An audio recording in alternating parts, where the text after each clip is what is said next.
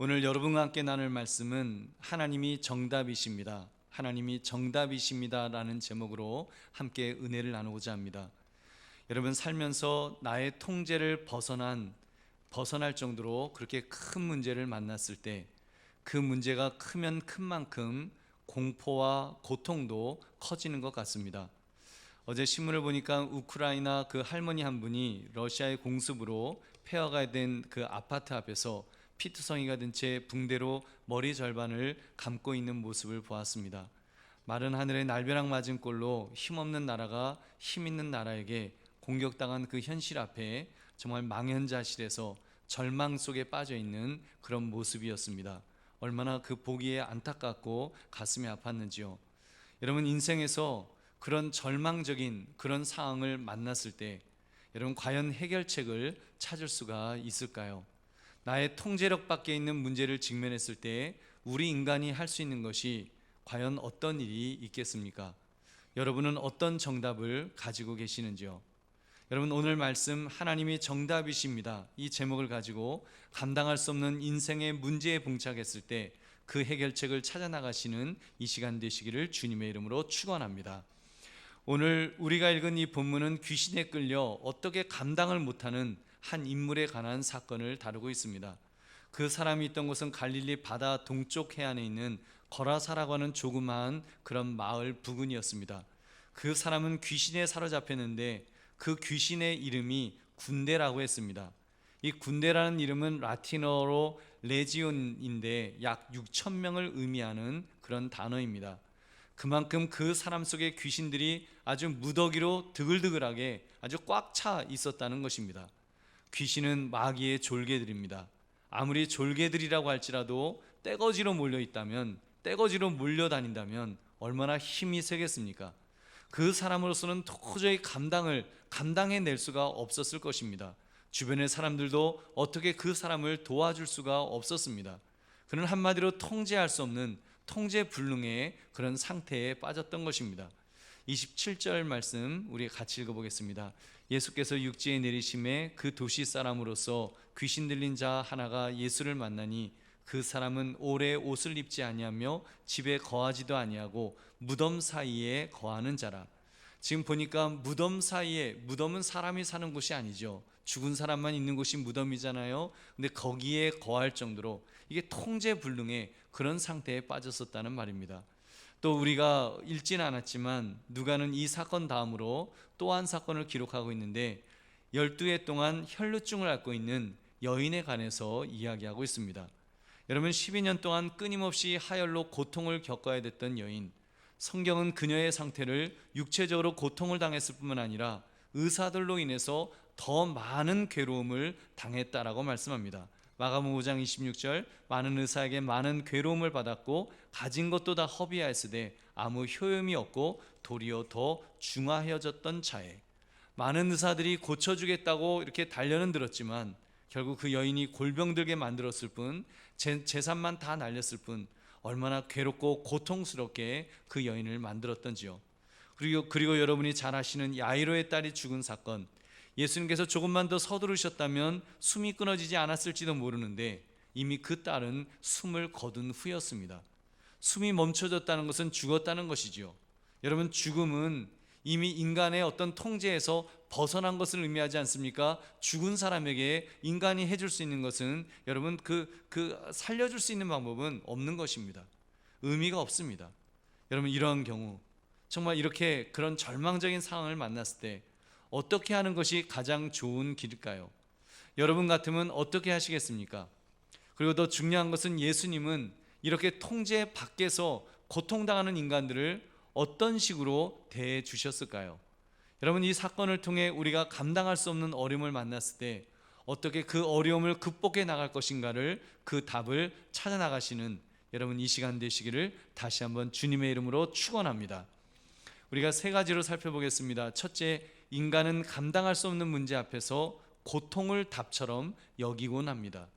고통을 답으로 여깁니다. 첫 번째로 말씀드렸던 군대라는 귀신에 사로잡힌 이 사람의 고통을 보십시오. 그의 고통을 가장 적나라하게 보여준 성경이 마가복음입니다. 우리 마가복음 5장 3절부터 5절을 읽겠습니다. 시작. 그 사람은 무덤 사이에 거처하는데 이제는 아무도 그를 쇠사슬로도 맬 수 없게 되었으니 이는 여러 번 고랑과 쇠사슬에 매였어도 쇠사슬을 끊고 고랑을 깨뜨렸음이러라. 그리하여 아무도 그를 제어할 힘이 없는지라. 밤낮 무덤 사이에서나 산에서나 늘 소리 지르며 돌로 자기의 몸을 해치고 있었더라. 아멘. 여러분, 고랑과 쇠사슬로 매었다고 했습니다. 여기서 고랑이라는 것은 쇠고랑을 말합니다. 여러분, 유럽 영화 같은 데 보면은 이렇게 고대 노예들이 쇠고랑에 이렇게 쇠사슬이 이렇게 걸려갖고 질질 끌고 끌려다니는 그런 장면을 봅니다. 아무리 막 그 용사이고 힘 있는 사람도 쇠고랑을 딱 차고 나고 쇠사슬에 묶여 있으면 그럼 꼼짝을 못합니다. 그런데 이 군대라는 귀신들은 그 사람의 묶여 있는데도 그것들을 괴력을 쓰게 만들었습니다. 우두둑하고 다 부러뜨려, 다 끊어버려서 마음 막 돌아다니도록, 그래서 무덤 사이를 막 뛰어다니도록 그렇게 만든 것입니다. 그래서 아무도 제어할 수 없도록, 그리고 그 사람이 밤이고 낮이고 무덤 사이를 뛰어다니며 소리를 지르고 자기 몸을 해쳤다 그랬습니다. 돌로 자기 몸을 벅벅 긁으면서 자해하는 것입니다. 여러분, 얼마나 정말 그 사람이 감당할 수 없는 문제 앞에, 그 귀신들, 그 군대 귀신 앞에 얼마나 고통하며 괴로워했을까요? 여러분, 사실 이러한 모습은 비단 귀신 들렸을 때만 있는 것은 아닙니다. 죄악의 얼매인 인간은, 속사람은 하나님의 법을 따르려고 하는데 죄의 법이 사로잡아서 우리를 질질 끌고 다니는 그런 모습을 우리는 볼 수 있습니다. 영적인 그런 모습을 사도 바울은 이렇게 표현했습니다. 로마서 7장 24절. 오라 나는 공고한 사람이로다. 이 사망의 몸에서 누가 나를 건져내랴. 그래서 누가 나를 이 사망의 몸에서 건져내겠느냐고, 나는 공고한 사람이라고 그는 그렇게 고백합니다. 이렇게 인간은 감당할 수 없는 문제 앞에서 탄식밖에 할 수 있는 것이 없습니다. 고스란히 그 고통을 당하는 길 말고는 아무것도 할 것이 없다는 말입니다. 이어지는 인물, 혈류병으로 고통하는 여인이야말로 더 기가 막혔을 것입니다. 이 여인은 정신은 멀쩡했어요. 귀신 들린 사람은 정신이라도 왔다 갔다 하죠. 이 여인은 정신이 말짱했어요. 근데 혈류병으로 인해서 12년간 하해를 계속했을 때 육신적으로 얼마나 피폐해졌을까요? 요즘처럼 뭐 철분약을 따로 처방받을 수 있는 것도 아니고, 무슨 뭐 종합 비타민을 먹을 수 있는 것도 아니고, 이 병으로 인해서 아마 합병증이 왔을 것입니다. 더구나 그 병을 고쳐주겠다고 하는 의사들로 인해서 더 큰 괴로움을 당했노라고 마가는 그렇게 기록하고 있습니다. 그러니 여러분, 얼마나 고통스러웠을까요? 사실 이 여인은 이 혈류병으로 인해서 이미 사회적으로는 사망 선고를 이미 받은 다음이었습니다. 왜냐하면 레위기 15장을 보면 그 당시는 하혈 자체를 종교적으로 부정하다, 불결하다 그렇게 여겼기 때문입니다. 위생에 대한 개념이 없었던 시대에 아마 하나님께서 만들어 놓으신 건강을 위한 어떤 장치가 아니었는가 싶습니다. 여러분, 아무튼 그 당시는 그 유출이 있는 사람은 그 사람이 앉았던 침상도 부정하게 여겼기 때문에 이 여인은 아무것도 갈 수가 없었습니다. 남의 집에 들어가서 앉을 수가 없었어요. 그러니까 남의 집에 갈 수도 없었어요. 요즘 뭐 확진되면 일주일 동안 격리가 되는데 그것도 답답하다 그러는데, 여러분, 이 여인은 12년 동안 그렇게 살아야 되었습니다. 누구네 집을 갈 수도 없고, 누구를 제대로 만날 수도, 제대로 만질 수도, 악수도 못하는 그런 삶을 12년 동안 그렇게 살아야 됐던 그 고통을 우리는 상상할 수 있습니다. 또 더 끔찍한 사건은 야이로의 딸이 숨을 거둔 사건이었습니다. 그럼 다 끝난 것입니다. 죽음 앞에서 인간이 할 수 있는 것은 아무것도 없습니다. 그냥 통곡하는 거예요. 아이고 아이고 하면서 우는 거 말고는 인간이 할 수 있는 것이 아무것도 없었습니다. 누가복음 8장 52절은 말씀합니다. 우리 한번 같이 읽겠습니다. 시작. 모든 사람이 아이를 위하여 울며 통곡하매 예수께서 이르시되 울지 말라, 죽은 것이 아니라 잔다 하시니. 여러분, 죽음 앞에서는 이렇게 그냥 아이고 아이고 하면서 통곡하는 것밖에 없는 것입니다. 우리 사랑하는 성도님들, 그렇다면 여러분에게는 정말 이런 문제가 닥쳤을 때, 여러분, 이런 그 혈류병이라든지 귀신이 들렸다든지, 아니면 뭐 정말 이 아이처럼 죽음을 맞이한다든지, 이런 문제가 앞에 버티고 있다면 여러분 어떻게 하시겠습니까? 그런 문제 앞에서 여러분은 어떤 식으로 반응하시겠습니까? 뭐 나의 통제를 벗어난 일들이잖아요. 내가 어떻게 내 의지로 할 수 있는 것이 아닐 때 그런 끔찍한 문제 앞에서 여러분은 어떻게 반응하시겠냐는 것입니다. 그냥 고통하고 또 괴로워하는 것밖에 여러분 우리가 할 수 있는 것이 무엇일까요? 근데 여러분, 그래서 우리가 절망해야 될까요? 이런 문제가 만약에 나에게 닥쳐온다면 나는 그냥 절망해야지, 그냥 자포자기해야지, 그냥 포기하고 말아야지, 그냥 인생 포기하는 거야. 여러분, 우리가 그렇게 해야 될까요? 여러분, 그렇지 않습니다. 해결 방법이 없을까요? 아닙니다. 해결 방법이 있습니다. 그것이 무엇일까요? 여러분, 그것이 바로 두 번째 해결 방법은 그 문제보다 크신 존재를 찾으면 됩니다. 여러분, 그 문제보다 더 능력이 있는 그런 존재를 만나면 되는 것입니다. 여러분, 신앙은 절망적일 때 필요합니다. 오히려 절망적일 때, 인간으로서 더 이상 할 수 있는 것이 없을 때, 여러분, 그때 더 믿음이 필요한 것이 아니겠습니까? 모든 것이 다 통제되고 모든 것이 다 좋으면 솔직히 믿음이 그렇게 많이 필요할까요? 별로 사람들 필요를 못 느낄 거예요. 근데 여러분, 정말 절망적이기 때문에 이제는 믿음으로 살아가지 않으면 살 길이 안 보이려고 할 때, 여러분, 그때 작동하는 것이 어찌 보면 믿음이라 말해도 과언이 아닐 것입니다. 여러분, 그 문제를 여러분 어떻게 해야 되는 거예요? 그 문제보다 크신 분을 만나면 되는 것입니다. 그때 문제보다 크신 분을 찾는 거예요. 그분이 누구십니까? 우리 예수 그리스도, 우리 하나님이신 줄 믿으시기 바랍니다. 여러분, 하나님이 계신 거예요. 그래서 여러분, 우리 예수님은 지금 군대 귀신에게 명령하시며 꾸짖으실 수 있으셨습니다. 왜요? 하나님의 아들이시니까요. 그래서 귀신아 나가라, 이미 명령을 내리셨어요. 우주 만물을 말씀으로 창조하신 창조주가 되시는데 어찌 귀신들이 예수님의 그 명령에 벌벌 떨지 않았겠습니까? 누가복음 8장 28절, 예수를 보고 부르짖으며 그 앞에 엎드려 큰 소리로 불러 이르되 지극히 높으신 하나님의 아들 예수여, 당신이 나와 무슨 상관이 있나이까? 당신께 구하노니 나를 괴롭게 하지 마옵소서 하니.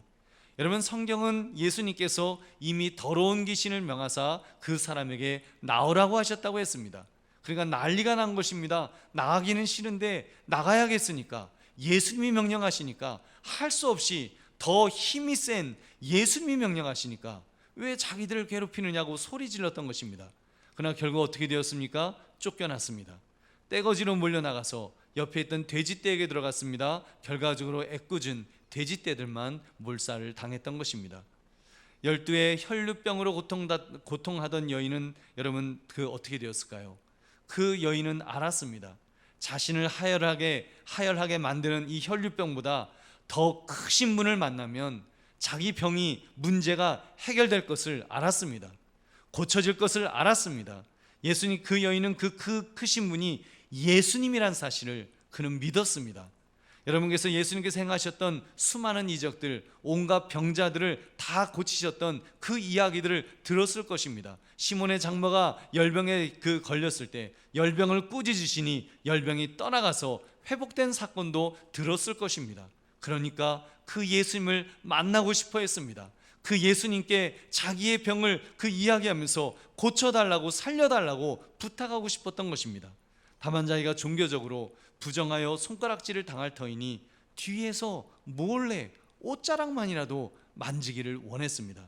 그래도 나을 것을 믿었습니다. 얼마나 큰 믿음인지요. 마가복음 5장 27절부터 28절 우리 같이 읽겠습니다. 시작. 예수의 소문을 듣고 무리 가운데 끼어 뒤로 와서 그의 옷에 손을 대니 이는 내가 그의 옷에만 손을 대어도 구원을 받으리라 생각함일러라. 아멘. 얼마나 큰 믿음입니까? 얼마나 귀한 믿음입니까? 여러분, 그렇게 정말 그 전능하신, 그 문제보다 더 크신 그 주님을 찾는 그 모습을 우리는 발견하는 것입니다. 야이로도 마찬가지였습니다. 죽어가는 자기 딸을 바라보면서 마지막 소망은 예수님이라고 믿었습니다. 그래서 예수님 앞에 엎드렸습니다. 누가복음 8장 41절 42절, 이에 회당장인 야이로라는 사람이 와서 예수의 발 아래에 엎드려 자기 집에 오시기를 간구하니 이는 자기에게 12살 된 외딸이 있어 죽어가미러라. 예수께서 가실 때에 무리가 밀려들더라. 아멘. 그래서 예수님에게 찾아와서 더 힘이 세신, 더 전능하신 예수님에게 찾아와서 야수님 살려주세요, 나의 죽어가는 딸을 살려주세요라고 고백했던 것이 바로 바로 이 야이로였던 것입니다. 그래서 예수님밖에 구원해 줄 분이 없는 것을 그는 믿고 고백했던 것입니다. 여러분, 그렇습니다. 내가 감당할 수 없는 문제에 직면했을 때, 여러분, 정말 내가 감당할 수 없을 때는 그보다 더, 그 문제보다 크신 분을 찾아가 의지하면 됩니다. 그것이 정답입니다. 문제보다 크신 분, 문제를 컨트롤하실 수 있는 분, 문제를 이기실 수 있는 분, 그분에게 고백하고 그분에게 도움을 청하면 여러분 되지 않겠습니까? 그러기 위해서는 기도해야 됩니다. 그 문제에만 그냥 함몰되어서 그냥 그 속에 빠져갖고 나는 어떻게 이러고 있으면, 그래서 좌절하고 자포자기하고 포기한다면 여러분, 그것은 믿음의 사람의 모습이 아닙니다. 설령 여러분 아무리 죽을 만큼 그런 고통이 내 삶을 정말 나를 옥죄다 할지라도, 여러분, 예수 믿는 사람은 스스로 포기해서는 안 됩니다. 여러분, 다 포기하고 스스로 목숨을 끊는 그런 일은 절대로 상상도 하면 안 됩니다. 왜요? 우리는 믿음의 사람이니까요. 우리는 그 문제보다 더 크신 분을 소유하고 있는 사람들인 줄로 믿습니다. 여러분, 전능하신 분을 우리는 소유하고 있습니다. 그래서 그 문제보다 크신 분께 도움을 청하면 됩니다. 기도하면 되는 것입니다. 우리는 기도할 수 있는 줄로 믿습니다. 우리는 기도할 수 있잖아요. 아무리 문제가 크다 할지라도 문제가 크면 클수록 그 문제보다 더 크신 분을 바라보면 됩니다. 그분을 바라보십시오. 그분을 의지하십시오. 그리고 위하여 기도하십시오. 간절히 기도하십시오. 여러분, 그러면 우리에게 살 길이 열릴 줄 믿으시기 바랍니다. 그 존재가 누구실까요? 여러분, 셋째, 그 존재가 바로 하나님이십니다. 하나님이, 여러분, 전능하신 하나님이 문제 해결자이신 줄로 믿습니다. 군대 귀신 들렸던 사람 12회를 혈루증 앓았던 여인, 그리고 야이로의 가족이 이들이 예수님과 접촉했을 때 하나님을 만나는 경험을 하게 되었습니다. 어떻게 해요? 그들이 그 문제보다 더 크신 하나님을 목도하게 되었기 때문입니다. 그 크신 능력을 체험할 수 있었기 때문입니다. 여러분, 귀신 들린 그 군대 귀신 들렸던 사람을 먼저 보십시오. 예수님께서 그 귀신에게 나가라고 명령하셨죠. 그자 그 군대 귀신들이 돼지떼에게 들어갔다고 했습니다.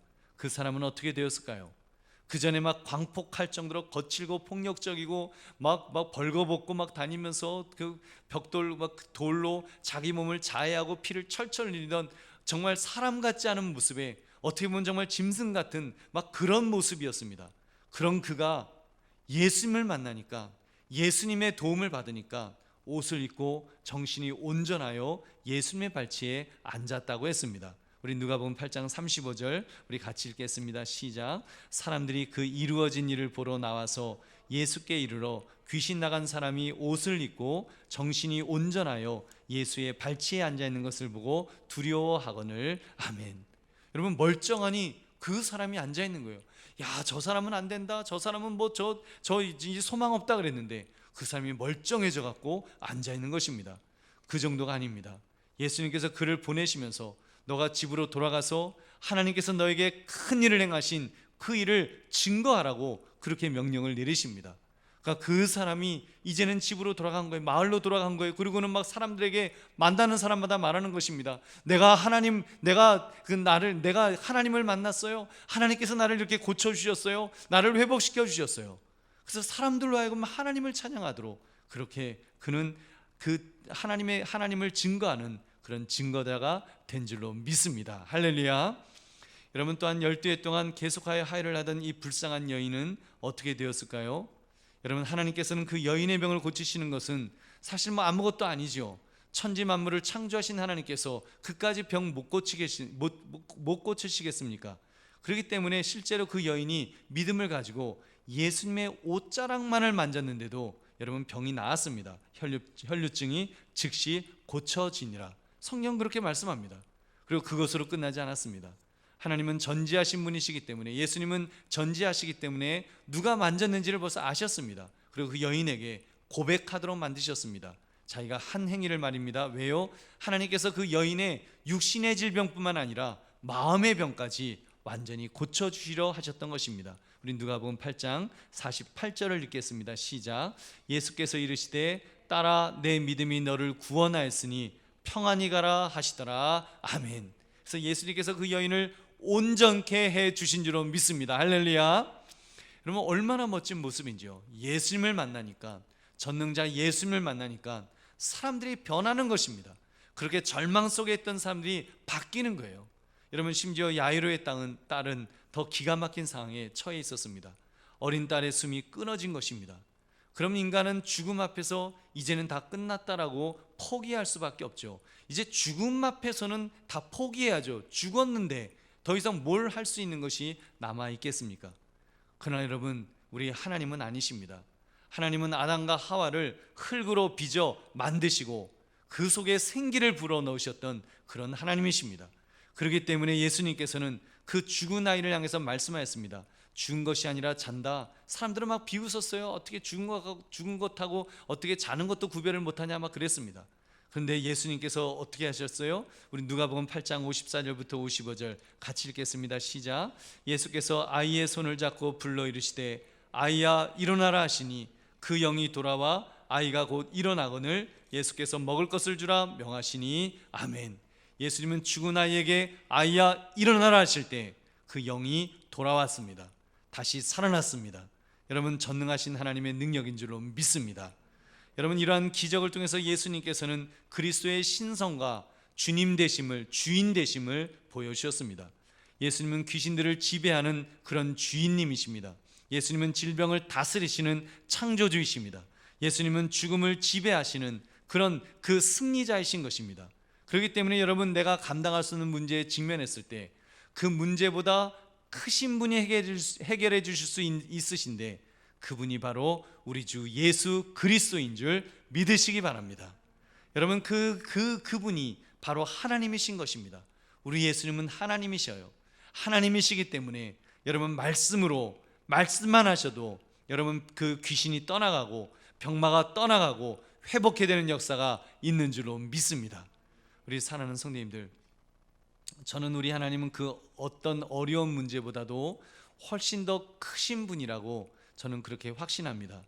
그분은 창조주시니까, 전능자시니까, 영원하신 분이시기 때문에, 불변하신 분이시기 때문에 여러분 우리 하나님이 그러므로 정답이 되어주시는 줄로 믿습니다. 하나님이 정답이셔요.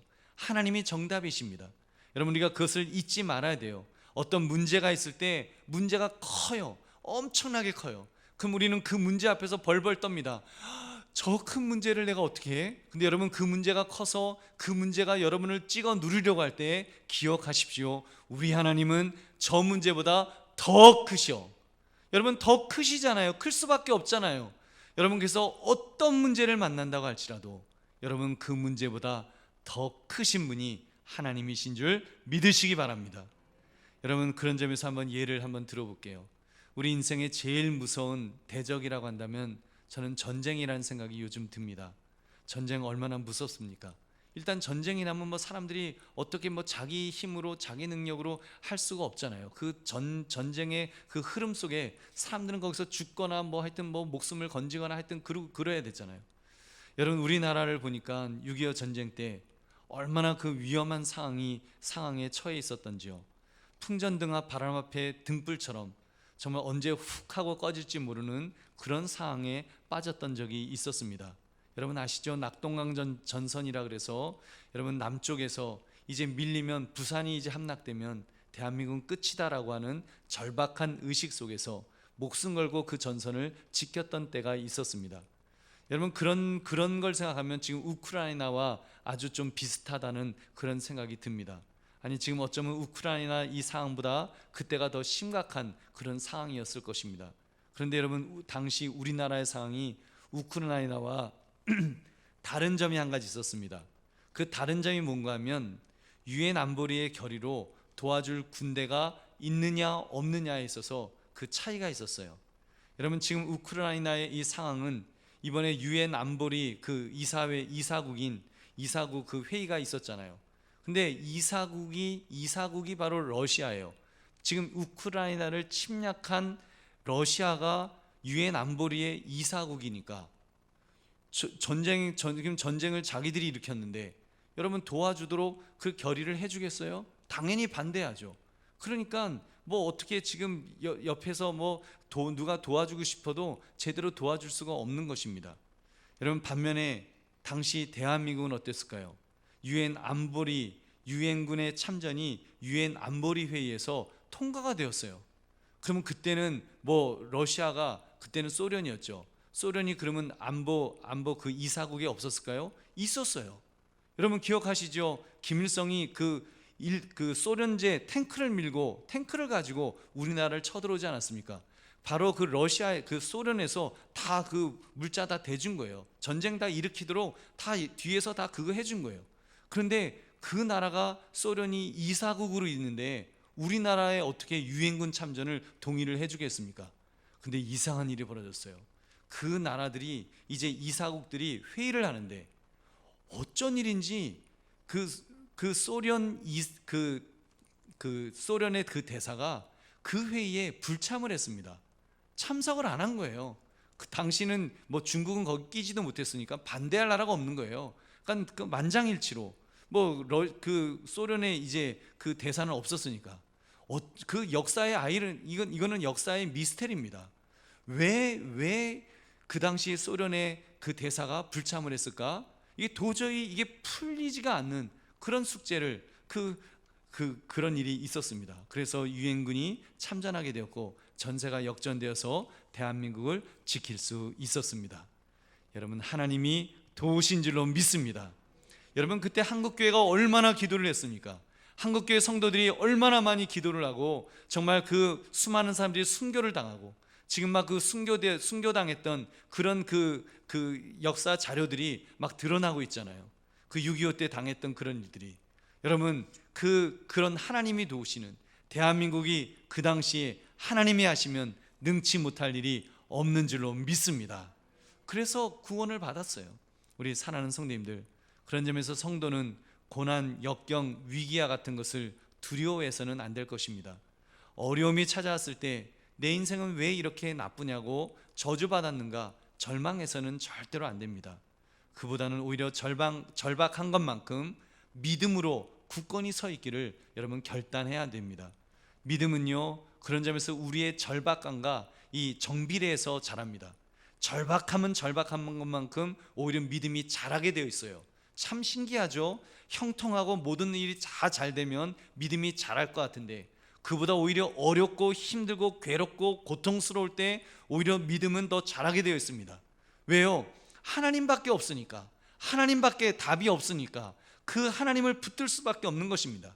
그렇기 때문에 여러분 우리가 하나님께서 내 인생의 문제를 해결해 주시고 붙들어 주시고 도와주실 것을 믿으면 여러분 우리가 그래서 하나님 앞에 기도하면 우리 하나님이 도우실 줄로 믿습니다. 하나님의 전능하심을 체험하도록 만들어 주실 줄 믿으시기 바랍니다. 여러분께서 부족함과 고난은 우리의 친구라고 그렇게 말하는 그런 그 학자가 있습니다. 부족하기 때문에 하나님을 바라보게 되니까요. 부족하기 때문에 하나님을 의지하게 되니까요. 고난이 있기 때문에 하나님께 더 매어 달릴 수밖에 없으니까요. 그래서 기도해야 됩니다. 기도할 수 있습니다. 그러면 여러분 전능하신 주님께서 응답해 주실 줄로 믿습니다. 여러분 이 영적 원리를 안다면 우리가 무엇을 두려워하겠습니까? 하나님이 정답이신데 인생의 그 어떠한 문제를 우리가 염려하겠습니까? 믿음으로 주님을 의지하며 여러분 주님께서 함께 하실 줄 믿으시기 바랍니다. 이제 말씀을 맺습니다. 어제 우크라이나 이 침공 사태를 보면서 여러분들도 아마 굉장히 깜짝 놀라셨을 것입니다.